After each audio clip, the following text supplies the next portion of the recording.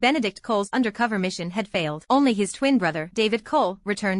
I was devastated, nearly driven to madness over losing my husband. Holding Benedict's police badge, I tried to slit my wrists 9 times, but I was always rescued just in time. As my consciousness faded on my 10th attempt, I overheard a conversation between my mother-in-law, Helen, and David. Elle has tried to commit suicide for you 10 times now. How long are you going to keep this act up? This woman is head over heels for you. Just stop lying to her already. David's expression hardened as he flatly refused.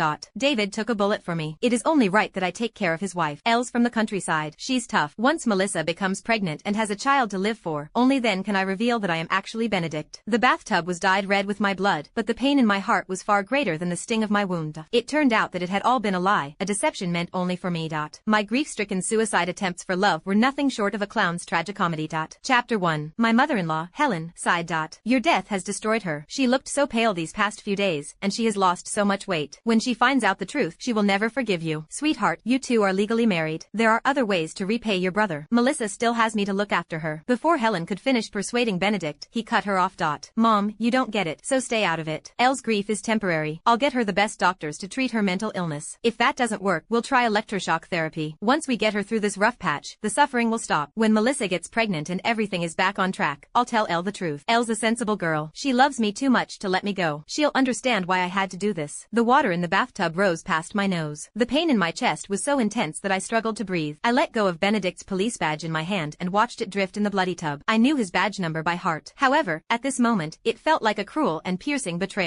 The shower head fell, and the loud crash brought Benedict running. He frantically gathered me into his arms. His anxious attempts to bandage my wound made me feel dazed. I called out softly, Ben. Benedict stayed in character so well and only let out a soft sigh. It killed any hope I had left. Elle, you're doing it again. It's me, David. He looked at me with a mix of frustration and reproach. Benedict is gone. Why do you keep doing this to yourself? Stop being so reckless. You're soaked. Let me get you changed. As he spoke, his hands naturally moved to undo my buttons. His familiar movement only made me more certain he was Benedict. I pushed him away in despair, but he grasped my hands firmly, leaving no room for refusal. Elle, don't make this difficult. If you get sick, how am I supposed to face Benedict? Unable to break free from his grip, I lay on the bed lifelessly as I allowed Benedict to manhandle me. A deep sense of humiliation washed over me. Tears slid silently down my cheeks. Benedict, however, mistook them for a sign that his reasoning was working. Just as he was about to console me with earnest words, a noisy crowd of people suddenly emerged through the door. Melissa had brought a group of friends home for a gathering. The moment she saw Benedict sitting on the edge of my bed, her eyes instantly welled up with tears. Dear, what are you doing? Benedict immediately dropped the top he was holding and rushed to explain himself to her. Elle hurt her hand. She couldn't get changed on her own, so she asked me to help her. I let out a startled cry and grabbed the blanket from the side of the bed to cover myself. But someone had already taken a photo of me in my disheveled, exposed state. With Benedict gone, the door clicked softly shut. I could hear their occasional muffled discussions. What's with Melissa's sister-in-law? Her husband just passed away, and she's already throwing herself at the older brother. TSK. She looks desperate in this photo, doesn't she? Benedict frowned. He was about to speak when Melissa called him into the room. This house had poor soundproofing. Just then, the headboard next to my bed began to shake violently from the commotion in the adjacent room. Dear, I'm jealous. Easy, you're going to break it. Elle might hear us. Their muffled moans and gasps continued. I could not bear to listen anymore. I stared at the wounds on my wrist, every single one cut deep enough to reveal bone. I once believed these scars were proof of my love for Benedict. Who would have known that the man I longed for day and night was living right beside me, hiding his identity and watching me spiral into madness? After an unknown amount of time passed, Melissa walked into my bedroom. Her face was beaming with sweetness as she called me to get up for a meal. Dense hickeys could be seen across her neck. There was no question about what they had just been doing. And there was Benedict, who, during our years of marriage, had never once lifted a finger in the kitchen, effortlessly cooking a table full of dishes. As he set the last plate down, something seemed to occur to him. Elle, you don't eat seafood, right? Before I could respond, Melissa smiled and placed a shrimp into my bowl. Dear, Elle is not a kid anymore. You can't just let her be a picky eater. Benedict hesitated for a long moment but ultimately said nothing. He knew I was allergic to seafood. But since Melissa had spoken, he did not want to embarrass her in front of everyone.